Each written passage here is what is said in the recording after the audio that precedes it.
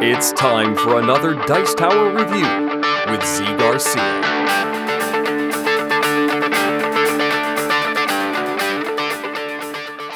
Hey folks, here we are taking a look at another Paco Games little game, and in this case we are taking a look at TKO, a boxing game for only 2 players in which you are going to be trying to knock out your opponent or score the most points before they do it to you. Let me show you.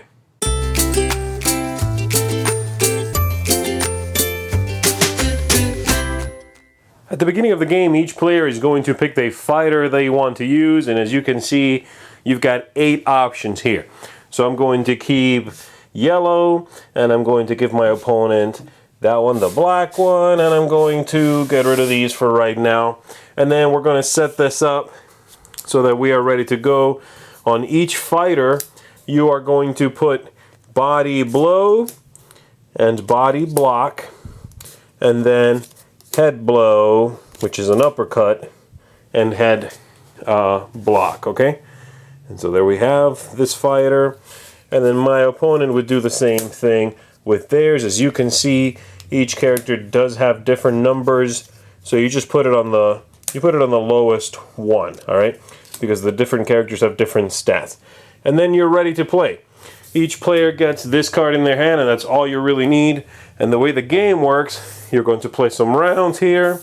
Whoever wins gets the belt, by the way. Yay! Totally useless card. And the way it works is very simple. Each player simultaneously is going to pinch one of the 4 options in their hand secretly and then reveal it simultaneously with the other player. Haha! There's 2 ways to score a point in this game. You are going to punch, throw a blow that is not blocked by your opponent. That's a point in the corresponding area. So, I throw an uppercut. My opponent does not do a head block. I hit him for 1. Okay? Second way to score a point is by blocking an opponent's blow. So, my opponent does a body blow. I picked body block. That's 1 point on my body block. You continue playing the game until someone gets any one of the stats up to 5. If you get something to the max, you win the round and you take one of the round markers. First round you take this, and if this player wins the second time, they take this. But basically, whoever wins a round and already has one of these cards, round 1 or round 2, is the winner of the whole thing. They get the useless belt, and that's pretty much the game. Simultaneous selection on these. Try to outthink your opponent and get any one of these all the way up. There is a slight variant you can play with the power arrow here, which is very simple. And all you do is you put this on the table, not pointing at anyone at the moment. Whenever a player lands a blow and has, without being blocked, and has momentum, then you point it at that player.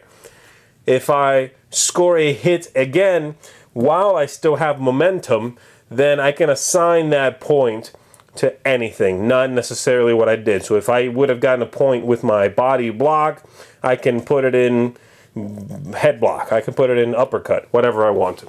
That's it. That's how the game works. TKO is definitely not one of the good games in this series of games. Most of them are very good. This is not really very good. This is, I say this is number 7 out of the 8 for me. 1 being the best, 8 being the worst. So there's only one game that's worse than this one.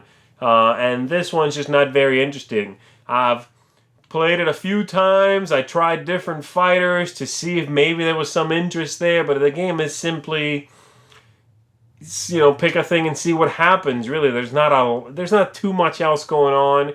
The different fighters are not very interesting.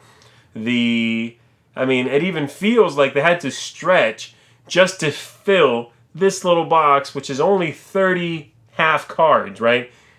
That belt, the belt card that says, give it to the player who wins the game, and then pack away the game. It's a throwaway card. It does nothing.